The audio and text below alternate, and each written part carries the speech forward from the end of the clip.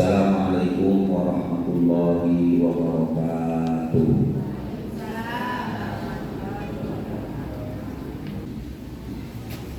Ibu-ibu, bapak-bapak, calon tamu Allah yang berbahagia, marilah kita bersama-sama mengaturkan puji dan syukur kehadirat Allah Subhanahu wa Ta'ala bahwa pada siang hari ini kita bisa bersama-sama bersilaturahmi mengikuti bimbingan manasik ibadah umroh yang kedua. Sholawat dan salam mudah-mudahan senantiasa melimpahkan kepada baginda kita yang tercinta Nabi besar Muhammad Sallallahu Alaihi Wasallam beserta keluarganya, para sahabatnya, para tabi'innya, dan juga kepada kita sekalian selamanya. Bapak dan Ibu calon tamu Allah yang berbahagia, sebelum kita bersama-sama melaksanakan praktek ibadah tawaf sa'i tahallul yang diawali dengan berihram miqat sebagaimana yang sudah saya jelaskan pada pertemuan yang pertama, dan pada pertemuan yang kedua sebelum kita melaksanakan tawaf perlu kiranya bapak-bapak dan ibu-ibu ketahui bagian-bagian penting dari Baitullah atau Ka'bah. Di hadapan bapak dan ibu ada miniatur bentuk bangunan Ka'bah atau Baitullah. Ini hanya gambaran, karena Ka'bah yang sebenarnya tentu lebih tinggi dan lebih besar. Kurang lebih tinggi Baitullah itu 15 meter persegi dan mempunyai 4 sudut yang setiap sudut mempunyai nama-nama sendiri. Nah, Baitullah atau Ka'bah ada di tengah-tengah Masjidil Haram, yang konon Ka'bah ini letaknya sama persis dengan Baitul Ma'mur yang ada di langit. Baitul Ma'mur tempat tawafnya malaikat yang ada di langit, dan Baitullah tempatnya umat Islam bertawaf baik dalam rangka melaksanakan ibadah haji atau umroh atau tawaf sunnah biasa. Baitullah ini tidak akan pernah sepi dari orang yang tawaf 24 jam, selalu ramai. Tidak ada jam ya di mana Baitullah ini sepi. 24 jam Baitullah selalu dipenuhi orang-orang yang takarrub, mendekatkan diri kepada Allah melalui ibadah. Nah, Baitullah ini adalah kiblatnya umat Islam, sehingga kita orang Indonesia salah satu syarat sahnya sholat itu adalah menghadap kiblat. Maka musola, masjid, bahkan ketika ibu sholat di rumah harus betul-betul yakin bahwa ibu ini sudah menghadap kiblat, sekalipun keyakinannya itu hanya prasangka yang kuat. Sebab tidak mungkin kita langsung bisa melihat Ka'bah. Dulu umat Islam sebelum berkiblat ke Baitullah, sholat itu menghadap Baitul Maqdis. Baitul Maqdis atau Baitul Muqaddas yang ada di Palestina. Namun saat Rasulullah sholat zuhur 2 rakaat langsung mendapat wahyu. Dan 2 rakaat pertama Rasulullah sholat zuhur menghadap Baitul Maqdis.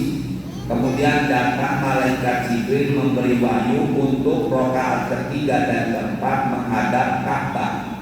Maka Rasulullah pada rakaat ketiga dan keempat berbalik, arahnya itu jadi menghadap Ka'bah.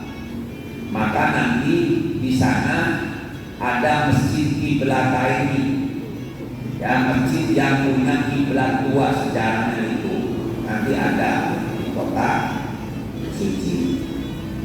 Nah, Ka'bah, ya, bangunan persegi 4 yang insya Allah Ka'bah ini adalah salah satu tempat yang mustajab untuk melakukan, tempat yang Allah setiap hari menurunkan 120 rahmat.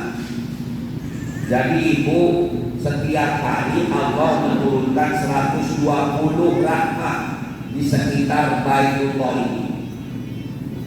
Yang 60 rahmat untuk orang yang tawaf, yang 40 rahmat untuk orang yang sholat, dan yang 20 rahmat untuk orang yang memandang atau melihat Ka'bah. Jadi melihat Ka'bah saja sudah mendapat 20 rahmat. Nah, kemudian ibu, rukun umroh sudah saya jelaskan pada pertemuan pertama, yaitu berihram atau niat melaksanakan ibadah umroh dengan niat yang singkat, labbaik Allahumma umratan, ya, atau nawaitul umrata wa ahramtu biha lillahi ta'ala. Saya niat mengerjakan ihram umroh karena Allah, kalau di bahasa Indonesia. Nah, nanti ibu, sebelum kita melaksanakan rukun-rukun selanjutnya, berihram ini rukun yang pertama. Ada kesunahan-kesunahan yang harus ditempuh oleh seorang hujjah atau umat yang berhaji atau berumrah. Ketika ibu melaksanakan sunnah, berarti ibu dapat tambahan pahala, bonus. Ya, itu bonus. Nah, kemudian ibu, setelah kita berihram niat, ya, kita menuju kota Makkatul Mukarramah. Ya, Makkatul Mukarramah naik bis 5 sampai 6 jam, kecuali naik kereta cepat. Ya, nanti ibu masuk Masjidil Haram. Sunnahnya melalui pintu Babus Salam. Tapi pintu Babus Salam selalu tertutup. Paling kita mungkin di mana hotelnya, masuk dari pintu mana. Ya, kalau hotelnya sebelah timur, ya berarti jajaran pintu sebelah timur itunya. Jadi kurang misalnya dari arah timur, tidak harus masuk Masjidil Haram tumpang puluh bola, nungguin nanti capek, gitu ya. Masuk pintu masjid, pintu nomor berapa, datang negen, pintu nomor sabaraya hotel urang, lampengan anak, supaya suatu hari lamun lempang sorangan terdekat. Tong sampai masuk pintu 20, keluar pintu 90. Nah, hari lama muter-muter kasas. Nanti masuk masjid, dahulukan kalau masuk masjid kaki sebelah kanan. Doa masuk masjid itu bisa Bismillah, pokoknya orang itu. Nah, Bismillahirrahmanirrahim. Kullu amrin libarika yudha'u bi bismillahirrahmanirrahim bahwa aqabaun wa fi riwayatin bahwa segangon wa fi riwayatin bahwa abtaru. Segala sesuatu yang bernilai kebaikan ketika tidak diawali dengan bismillah kurang barokahnya. Maka bismillahirrahmanirrahim. Ya, itulahnya karena simbol-simbol doa Allahumma ihdina biar kapal penau apa di doa masuk masjid itu jadi apa gara-gara sudah Bismillahirrahmanirrahim. Ibu masuk. Kemudian masuk Masjidil Haram, Ibu, ya. Yang paling pertama kan ketika kita masuk masjid itu sunat tahiyatul masjid. Sholat sunat menghormat masjid. Jadi sholat sunat 2 rakaat kalau masuk masjid. Makanya katanya makruh hukumnya orang duduk di masjid sebelum sholat tahiyatul masjid. Jadi cek agama kurang disukai orang masuk masjid langsung duduk kalau sebelum sholat 2 rakaat. Tapi kalau misalnya kita tidak sempat sholat 2 rakaat, bisa diganti agar tidak makruh duduk kita dengan membaca tasbih 4 kali. Subhanallah walhamdulillah wala ilaha illallah wallahu akbar. Subhanallah walhamdulillah wala ilaha illallah wallahu akbar. Subhanallah walhamdulillah wala ilaha illallah wallahu akbar. Subhanallah walhamdulillah wala ilaha illallah. Langsung duduk. Tidak apa-apa katanya. Itu seolah-olah bacaan itu gantian atau ganti daripada sholat tahiyatul masjid. Benar bohong. Nah, kemudian Ibu masuk ke Masjidil Haram. Ya, kemudian langsung kalau masuk Masjidil Haram itu enggak ada sholat tahiyatul masjid. Beda dengan masjid di selain Masjidil Haram. Jadi sholat tahiyatul masjidnya di Makkah itu, di Baitullah atau di Masjidil Haram itu tawaf. Jadi tahiyatul masjidnya itu tawaf. Jadinya tawaf. Nah, saya pesen Bu, setiap ibu masuk masjid baik di Madinah maupun di Mekah samene asup masjid retegkeun dina hate. Saya niat itikaf di masjid ini karena Allah. Bu, jadi ibu setiap mau masuk masjid niat itikaf. Berarti ibu di sana duduknya saja sudah dapat pahala. Karena ibu sudah niat itikaf. Ibu mau berjamaah sholat maghrib dan asar ibu sudah berangkat. Masuk Masjidil Haram kita niat saya niat itikaf di Masjidil Haram karena Allah. Maka selama ibu ada di Masjidil Haram misalnya 3 jam 4 jam maka itu termasuk pahala itikaf. Jadi masuk nanti sebelum kita mulai bertawaf kita baca doa melihat Ka'bah. Dituntun mutawwi. Ya Allahumma zid hadzal baita tasrifan wa ta'ziman wa takriman wa mahabbatan wa zidman syarrafahu wa karramahu wa andomahu mimman hajjahu awi tamarahu. Seterusnya ulama tinggal nutur, barulah ibu nanti ibu mengikuti arah untuk memulai tawaf, karena tawaf dimulai dari Hajar Aswad berakhir di Hajar Aswad. Sudah terlatih kan? Ketika yang mengasihkan harus serius nyaman. Yang di 70 juta di tuna asal-asalan nyaman Bu. Nah, makanya perhatikan ya, gestok mikiran doana, perhatikan dan cara-caranya prakarakanana.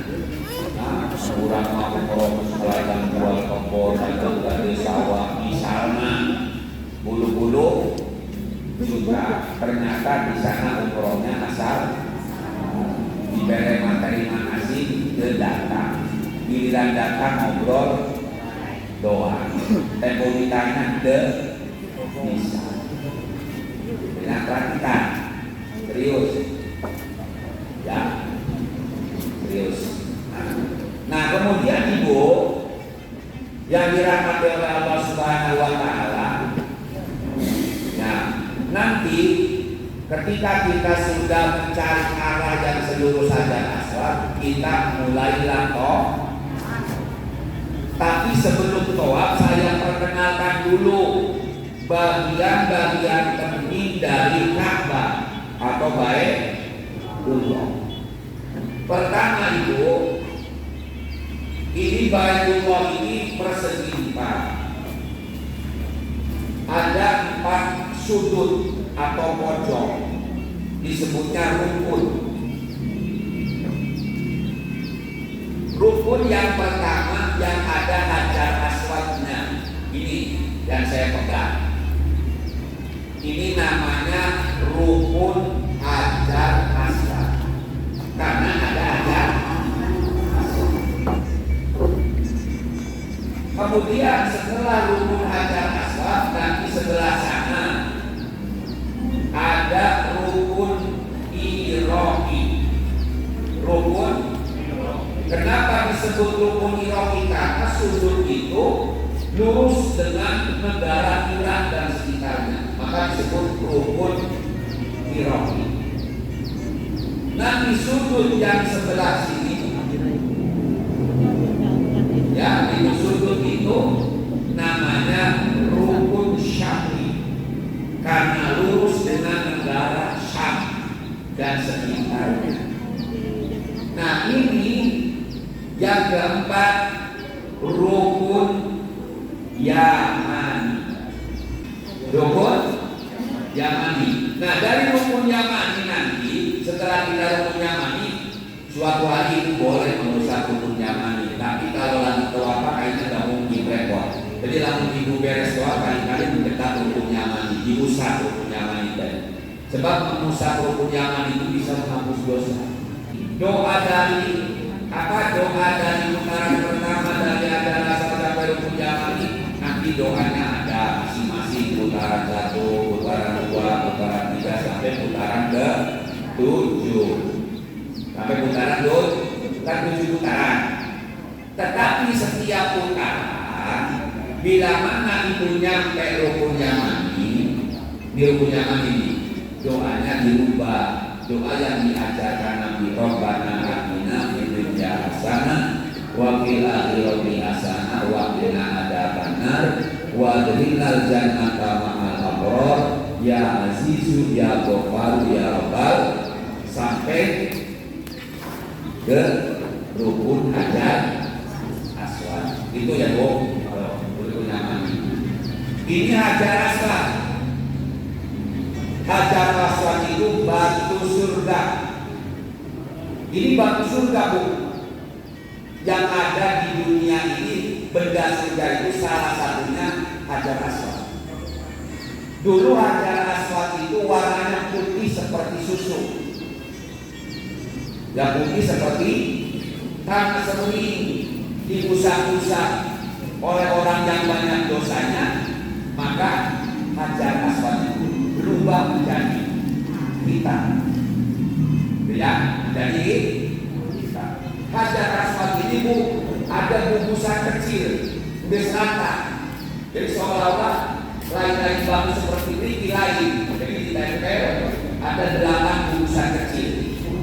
Jadi tadi lihat Hajar Aswad itu gugusan kecil yang dilingkari dengan perak. Sudah saya perak. Biasanya di sini ada kepolisian batu, ya batu hijau sebagainya, karena jaga. Itu seperti itu biasanya. Ya. Nah, iya Hajar Aswad.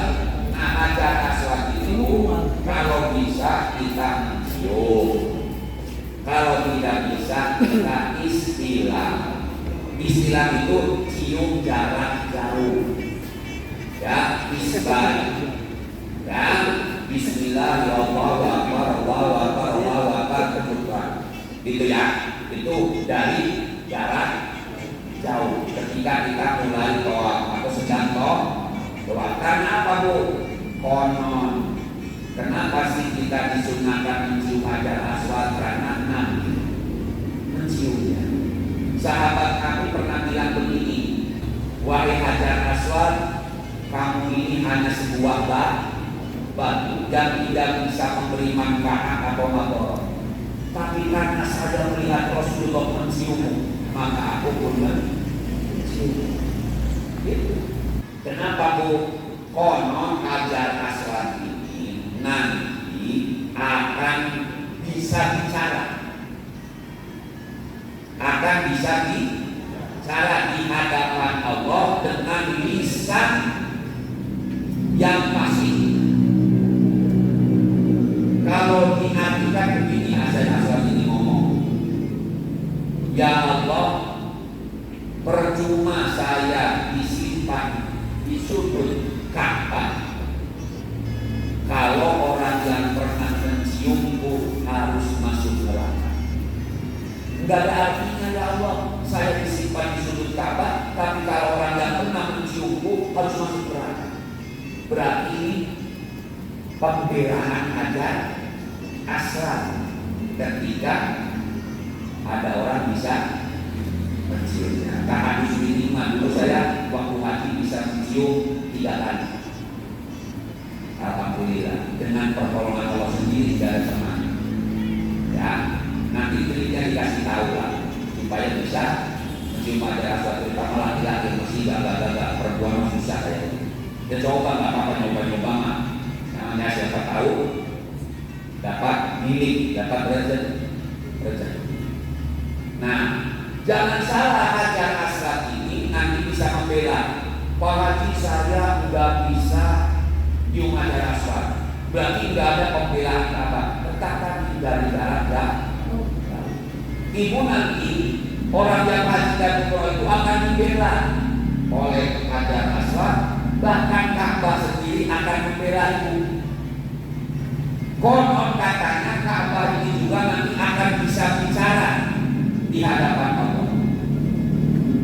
Kalau dibahasakan begini, Ka'bah itu, ya Allah, izinkan saya memberi pertolongan kepada 3 kelompok orang. Baitullah bilang begitu. Kata Allah, silakan Ka'bah, kamu akan bicara. Saya akan menolong 3 kelompok orang. Yang pertama, saya akan menolong nanti di akhirat orang yang pernah tawaf. Pernah tawaf. Jadi bapak hajian, bapak umrohan, otomatis kan toh nanti insya Allah akan dibela Ka'bah.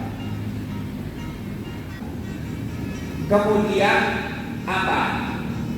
Orang yang sudah niat ke Baitullah tapi karena ada sesuatu hal dia tidak sempat tawaf. Contoh, sudah daftar haji, sudah daftar umroh, belum waktunya berangkat, istir. Innalillahi wa inna ilaihi. Kan ada yang orang sudah daftar haji tapi keburu meninggal dunia. Itu pun insya Allah akan dapat syafaatnya Ka'bah. Karena sudah ada di berarti bukan duit kan.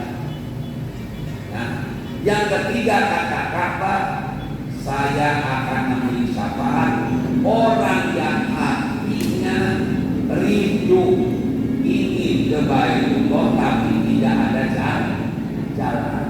Anu ngongkosan teu aya, duit teu boga, jualan tidak ada. Mereka mana apa-apa? Mereka mana? Tapi hati cuma rindu bisa hayang Ka'bah. Itu pun insya Allah dapat pertolongan Ka'bah atau baik. Makanan tidak rugi dan tidak rugi. Kemudian bagian yang penting dari Baitullah ini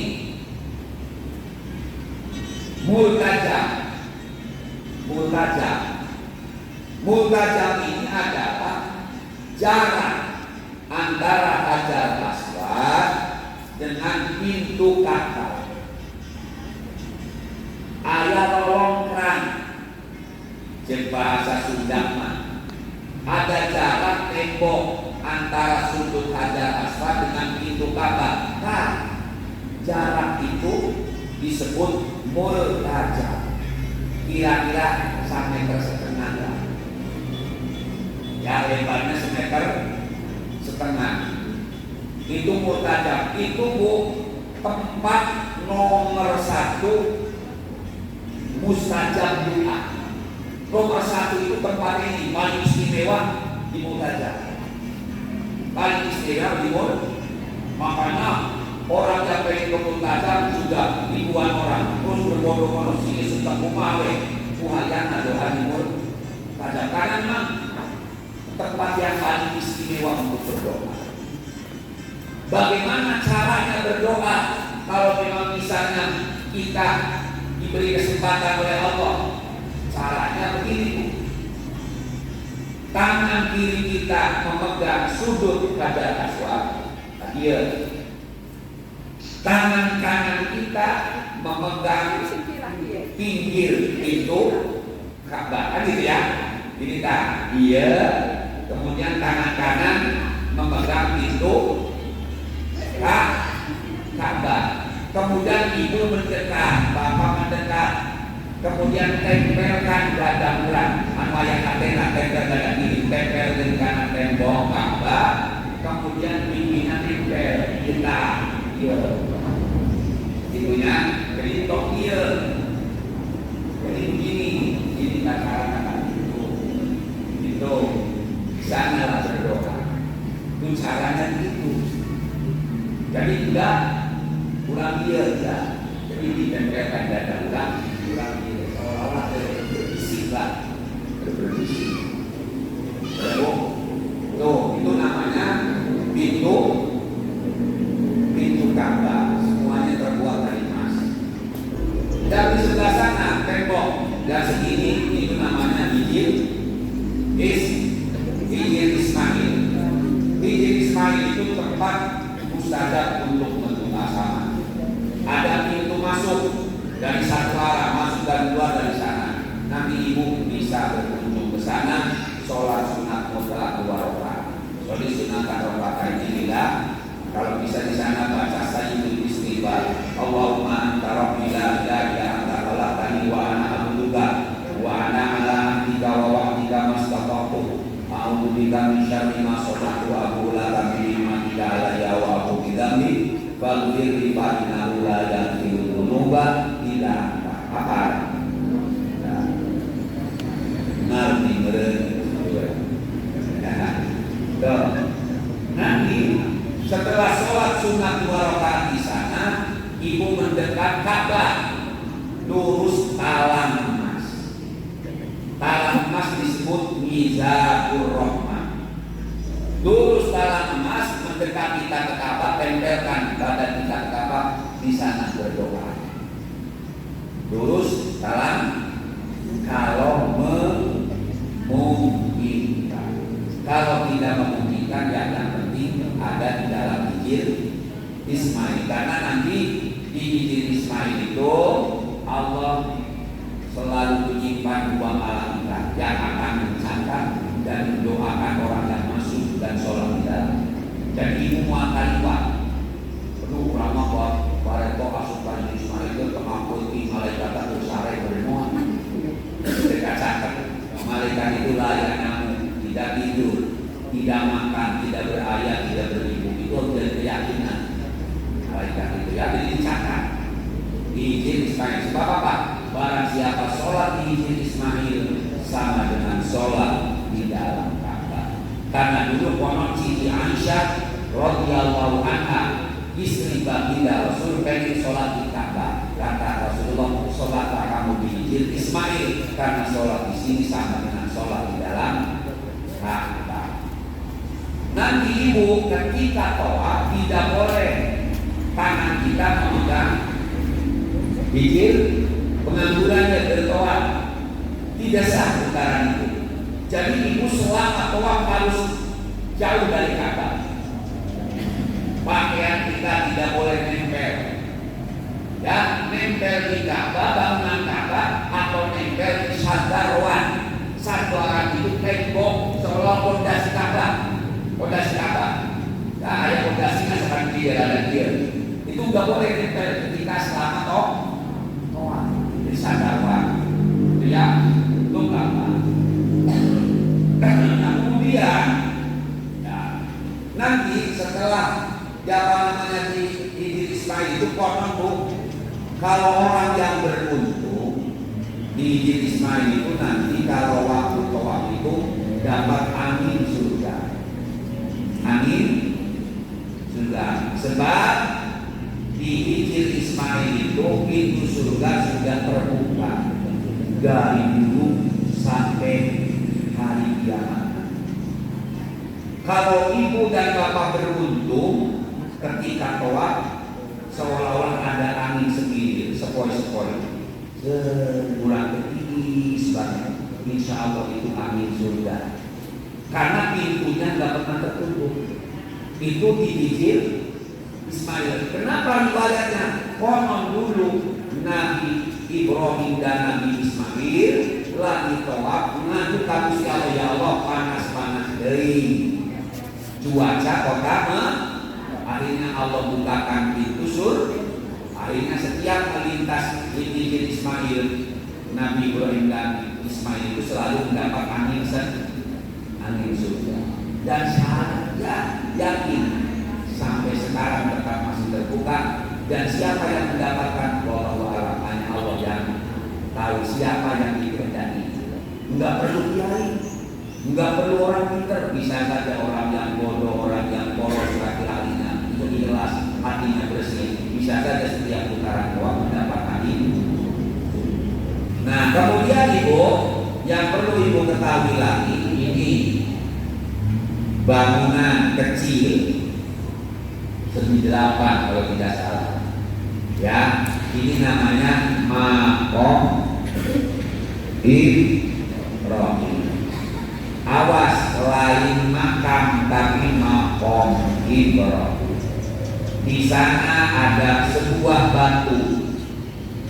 Ya, ada telapak kaki Nabi Ibrahim. Ya, ada telapak kaki Nabi Ibrahim. Dan konon Maqam Ibrahim itu juga sama batu surga. Maka di dalam satu riwayat, kalau seandainya batu Hajar Aswad dan Maqam Ibrahim cahayanya tidak diredupkan oleh Allah, maka bisa yang dua batu ini bisa menerangi dunia. Tidak perlu matahari, tidak perlu pasokan listrik. Kalau Allah tidak redupkan cahayanya, maka Hajar Aswad bisa mengeluarkan cahaya dan bisa menerangi seluruh jalan raya. Tapi diredupkan oleh Allah. Ini Maqam Ibrahim dan Hajar Aswad. Ibu nanti bisa lihat-lihat, tapi nanti ketika sudah toa, ya. Jadi ketika toa konsentrasi aja dengan putaran kita.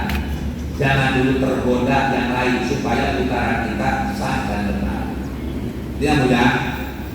Itu Maqam Ibrahim. Nah, kemudian ibu-ibu, nanti di bagian Ka'bah sudah cukup lagunya, cukup. Capek deh. Capek. Nah, itu sudah cukup bagian-bagian penting lainnya, bagian-bagian penting. Ya.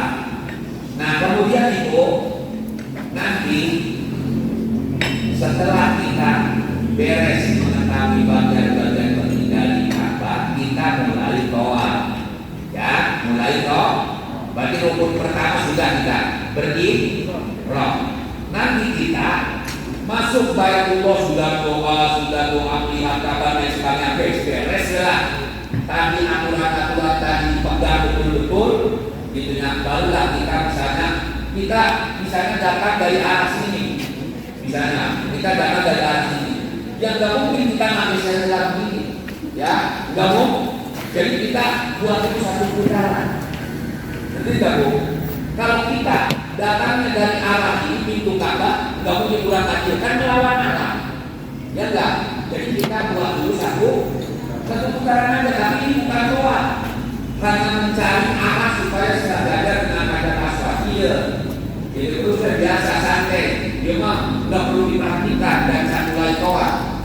Itu begini. Nah, baru setelah lurus Hajar Aswad, tadi yang kita jalannya dari sana. Kalau jalannya dari sini enak, tidak jalan, ya kan? Nah, setelah kita lurus dengan Hajar Aswad, awas syarat toaf. Syarat toaf itu harus suci dari hadas kecil dan hadas. Suci apanya? Pakaiannya harus suci, badannya harus suci, tempatnya harus seperti halnya sholat. Suci dari hadas kecil dan hadas besar. Sehingga ketika ibu sedang toaf berhadas, buang angin, kan kentut, otomatis harus berhenti cari air wudhu. Gitu ya. Atau syarat toaf itu diantaranya lagi apa? Menutup aurat. Maka ketika ibu sedang toaf ada rambut keluar menjulur satu saja, berarti putaran itu tidak sah karena terbuka aurat. Nanti bu, bapak tertoaf hari hidungnya merosot terbuka auratnya, berarti rangka itu bakar. Makanya kenceng, ya, kenceng pakai sabuk, pakai rapiat, pakai nauk, pakai tampan. Ya, nanti yang ada sekarang sabuk si pitung, ya, kamu gede ya, betul, si kenceng, itu ada, udah. Makanya nanti ada praktek memakai kain mikro. Jadi tidak boleh terbuka auratnya. Ya, berbeda ibu, kan batal wudhu itu kan bersentuhan kulit. Laki-laki dan perempuan yang sudah sama-sama balik, yang bukan muhrim batal. Tapi dalam situasi toaf kita boleh memakai pendapat ulama yang tidak membatalkan. Karena kalau kita toaf memakai mazhab Imam Syafi'i ketika kita bersentuhan batal, toaf tidak akan selesai. Nempel dari. Makanya ketika bersentuhan anggap tidak berbeda. Sa'i Sofa Marwah boleh, tidak punya wudhu pun boleh. Ya, itu. Nah, nanti ibu toaf ini pertama toaf harus 7 putaran. Dimulai dari Hajar Aswad berakhir di Hajar, tidak boleh kurang 1 langkah pun. Tidak boleh kurang 1. Kurang di sana putaran tujuannya dia. Belum lurus Hajar, kurang keluar kan dia. Sudah yang buru-buru, panas, capek. Berarti kurang beberapa langkah. Tidak 1. Yang tidak sama yang putaran terakhir. Caranya bagaimana? Utamanya mulai dari Hajar Aswad, tapi udah apa-apa ditambalan anak mandi kurang sabaran kakinya boleh. Misalnya kurang 3 langkah, ya sudah tambah ada 3, tidak harus dimulai dari Hajar, sekalipun itu yang lebih bu. Dia bu, harus gitu ya. Jadi itu harus tidak boleh 1 langkah pun. Dan selama toaf itu, ibu tidak boleh menghadap Ka'bah, tidak boleh membelakangi Ka'bah. Ibu sekarang lagi toaf, ya, lagi toaf. Kemudian badan kita kategori batul, badan kita kata belakang, sehingga badan kita menghadap Ka'bah, menghadap Ka'bah. Maka putaran ini batal. Putaran ini Pak, karena langkah ini kita menghadap Ka'bah. Atau misalnya kita tabrak, kubatul lagi, bukan menghadap tapi membelakangi Ka'bah, jadi dia. Berarti ini juga langkah tidak sah karena langkah ini kita membelakangi Ka'bah. Jadi kade selama 7 putaran Ka'bah harus ada di sebelah pundak kiri kita. Enggak boleh, enggak boleh. Itu harus dijaga, Bu ya. Kade gampang-gampang, susahnya karena ada. Inilah pulang aja nama tawaf pengawanan di Bantu sorangan bisa tak? Cuma ada aswad gampang. Guna orang jadi dengan guna raja baru mungkin bisa, atau jadi kamu bawa, maka itu bisa. Kalau kita tidak boleh biasa hukum 3 batu, itu ya, betul. Ya ada di sana. Nah, ketika kita berdoa, apa? Baca doa putaran pertama, putaran kedua. Kalau tidak bisa doa apa? Tasbih. Putaran pertama saya Yasin, putaran kedua saya Waqiah, putaran ketiga misalnya surat Al-Mulk, Tabarok. Tidak apa-apa. Misalnya putaran pertama Rabbana atina fid dunya hasanah, putaran kedua Waqiah hasanah, Rabbana atina fid dunya hasanah kali. Dengan naon Rabbana atina fid dunya hasanah. Putaran pertama itu putaran kedua Waqiah hasanah, putaran ketiga Waqiah adzabannar. Dengan naon doa sapujakan tidak diputeran korek dengan data korek apa bisa karena bisa disetel. Nah, nanti pakai bahasa orang lain kan apa berizin atau pakai bahasa Jawa, Lampung Jawa, Lampung sudah pakai bahasa Sunda. Ya Allah pasti anak pilih si anu kala putra putri anu sol panjang umur buat iman Islam mau husnul ya Allah utang abdi seueur ya Allah bang emo aya sabar ya Allah bang ini aya sabar ya Allah dengan pelan-pelan saja jangan keras-keras perak. Nah, jadi di anu mau merote loba bang emo toa 7 putaran. Nah awas ketika mau toa itu perlu niat enggak? Nah ini yang jadi pertanyaan. Perlu niat enggak ketika kita tawaf?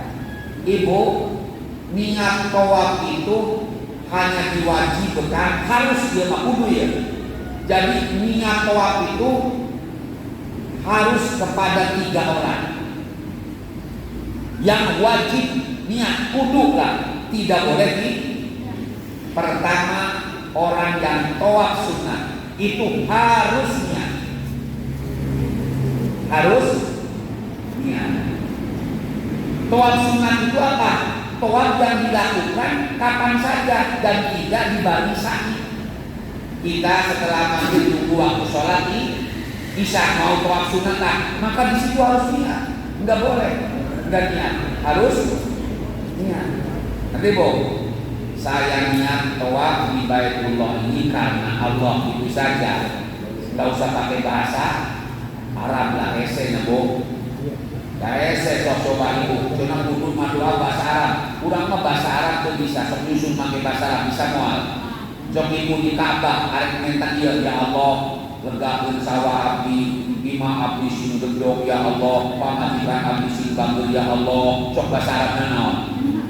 Ese. Udah nebo. Ese mendingan bahasa bahasa kita ada sudah. Ya, Ibu, pakai bahasa kita saja. Nah, itu. Jadi yang pertama, tawaf sunnah itu harus tidak boleh tidak harus niat. Saya niat tawaf di Baitullah karena Allah. Sudah, bagus. Yang kedua, ketika tawaf wada. Bagi jamaah, tawaf wada akan perpisahan, kita akan perpisahan itu tawaf wada itu harus pakai niat. Kedua, ketiga tawaf mandur. Tawaf mandur itu apa? Tawaf yang dinadarkan. Saya dulu pernah nadar, kalau saya membeli sawah, saya nadar akan tawaf di Baitullah. Maka ketika ibu tawaf harus niat. Ketiga, tawaf anu dinadarkan, maka tawaf itu harus pakai. Tapi kalau tawaf umroh, ibu kan sekarang tawafnya mau tawaf umroh dulu yang pertama, enggak perlu niat, hukumnya hanya sunnah. Karena tawaf itu sudah cukup ibu ketika niat berihram tadi, labbaik Allahumma umratan. Maka ibu ketika tawaf umroh sudah perlu niat langsung Bismillah Allahu Akbar, sudah enggak apa-apa. Cuma tidak mendapat pahala Sunnah kalau nggak sayangnya tawaf di Baitullah karena Allah. Berarti ibu punya bonus pahala. Sekalipun ibu tidak niat, tidak jadi masalah karena sudah cukup dengan cara tadi berikhram. Beres tawaf 7 putaran. Sunnah apa? Sholat di belakang maqam Ibrahim. Sholat sunnah tawaf namanya. Usolli sunnah dan tawafi rokataini lillahi kulliyakul kulhu. Kalau tidak bisa di belakang maqam Ibrahim, di Hijr Ismail. Kalau tidak bisa di Hijr Ismail, di mana saja? Masih di Masjidil Haram. Tidak sempat di Masjidil Haram, bisa di kamar. Ya ulama sholat sunnah tawaf di kamar, apa boleh. Di kamar masih horean capek, nanti saja saya mau sholat sunnah tawafnya di Sukamandi, boleh. Sesuai di kamar atau liburan ke kamar kita sholat sunnah tawaf boleh di Sukamandi, boleh di rumah masing-masing, boleh. Yang jadi kali boleh. Tapi bilang aku memang kering. Sholat sunnah tawaf dan di Masjidil Haram, sholat sunnah 5. Ya kan belum minimal sebenarnya. Minum air jam-jam biasanya sudah ada atau yang sudah mawa masuk mawanya yang sudah mawa hilang. Nah, mineral kecil dia sudah mau kentengan ya itu kudunya. Pokoknya di bawah tua dia akan saingannya dan 7 putaran di bawah tua kan semakin berkah. Itu juga ada kudunya memang benar ya baca doa menghadapi Ka'bah pasti mereka berhalul Ka'bah ya baca doa minum air apa minum air jam doanya itu setelah Bismillahirrahmanirrahim belegam ini itu jadi istilah Bismillahirrahmanirrahim Allahumma inni as'aluka rizqan nafi'an wa rizqan wasi'an wa shifaan min kulli da'in wa saqamin bi rahmatika ya arhamar. Kemarin dikasih tahu cara minum air jam-jam. Kemarin pertemuan belum cara minum air jam-jam begini. Ibu minum air jam-jam itu sunnah menghadap kiblat. Sunnah sambil duduk kalau memungkinkan awas. Sekalipun minum boleh sambil berdiri, tapi sunnahnya sambil duduk menghadap kiblat. Jadi minum air zam-zam itu tidak seperti minum air biasa. Jadi setiap sebelum minum baca Bismillah dulu, enggak, kemudian baca doa minum air, kemudian cukup 1 tegukan, gelap itu jadi gelap begitu, gelap begitu selesai, alhamdulillah, selingi nafas 3 kali.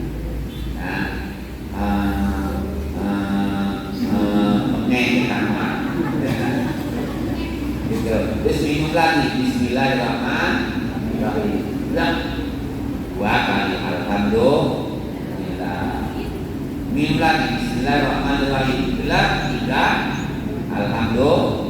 Setiap tegukan nafas, kemudian sisakan bekas air minum dan itu tuangkan di dalam telapak tangan kita. Saya sambil usap dengan tangan kurang, usap dengan tangan mende, usap dengan tangan dada kurang. Ya kalau laki-laki main akan sekedar perempuan masuk di luar ya bu, usapkan dada. Karena Nabi kan hatinya bersih itu konon. Nabi mah gaya benar-benar gaya terpasetan dan amanah. Karena dulu ketika Isra Mi'raj hatinya dicuci dengan air yang dioperasi oleh malaikat Jibril alaihissalam dan malaikat Mikail. Gitu ya bu. Nah, jadi bisa jadi tawasul bu. Sebelum minum air zam-zam ibu tawasul ya Allah. Mudah-mudahan dengan berkah air zam-zam ini penyakit yang ada dalam tubuh saya hilang. Ya Allah mudah-mudahan saya sehat walafiat dengan berkah air. Ya Allah dengan air berkah dan mudah-mudahan keinginan saya dikabul, anak-anak saya berhak minum. Perbanyak di sana minum air zam-zam. Karena pun dalam satu kitab saya membaca bagi jamaah haji dan jamaah umrah itu sunnah yang dibawa pulang itu hanya air zam-zam.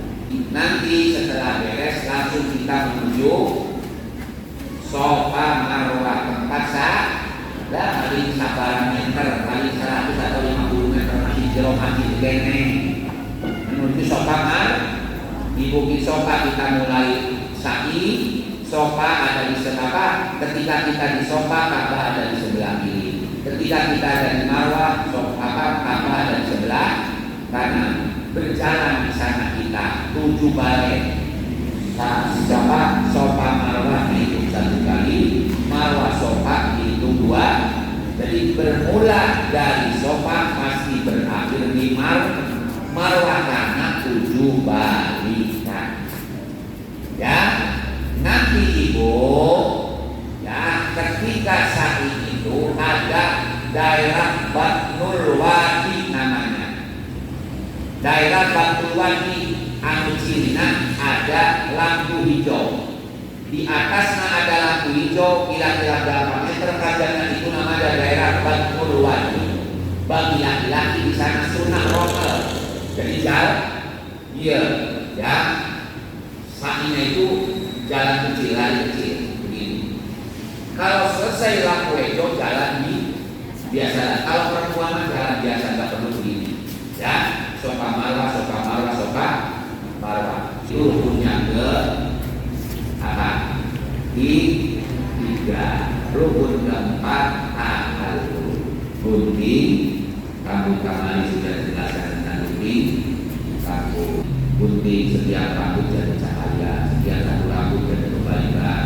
Di atas satu derajat harus dosa makan orang lagi supaya dengan itu belum habis. Ya, kalau perempuan cukup digunting kasihnya 2 cm. Malah makruh kalau digunting. Nanti ketika saat di Sofa Marwah itu ada lampu hijau kita tadi sambil jalan balik maca robbing fil warham wa takarram wa tazawwaj amakala innaka ta'lam al-a'lam innaka antal azul. Rukun keempat, rukun kelima tertib berulang. Bereskan ibadah umroh. Kan bangga pada sehat bu. Kan itu lancar. Pokoknya berminggu di bulan puasa kan. Malam bulan puasa sebab ibadah umroh di bulan puasa fadilahnya sama dengan ibadah haji bersama Rasulullah Sallallahu Alaihi Wasallam. Untuk bisa perbanyak di sana sholat sunnah, perbanyak bersedekah, ya, perbanyak baca Quran wiridan. Kalau ibu ragu suatu hari bertoak sorangan atau di majikan di rombongan, ragu-ragu saya sudah 2 putaran atau 3 putaran. Bohong. Bohong. Cuma cara ambil yang kecil. Kalau ibu ragu saya sudah 2 putaran atau 3 putaran, bagi ambil baru 2 putaran. Saya sudah 5 atau sudah 6 putaran, bagi baru 5. Berbeda dia bu. Ibu terus boga wudhu. Ibu punya wudhu. Tadi sebelum masuk Masjidil Haram, sholat maghrib kita sudah punya wiridan sampai menunggu di dalam akhirat hari sholat isya. Allahu Akbar. Udah tebatan cacinya, tadi tebatan cacinya. Kumata lamun itu, batan cacinya, batan cacinya. Dan kalau itu nama pilih mana? Hah? Pilih bakar. Salah. Pilih muncul. Karena apa? Karena kita sudah yakin punya wudhu tadi. Kita ragu-ragu batal belum lagi belum batal. Tapi kalau ibu ragu-ragu, saya wudhu belum. Sekalipun kenyataannya sudah punya wudhu, berarti ibu belum wudhu. Itu pikir kamu. Batal rencana dari batal itu ragu jadi ambil yang kawin muncan. Kawin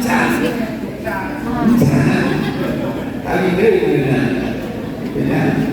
Itu kayak mana? Ya. Nanti punya batal rencana. Batal wudhu rencana lagi wudhu. Atau Gitu ya. Ya. Demikian. Kurang lebihnya mohon maaf. Wassalamualaikum warahmatullahi wabarakatuh.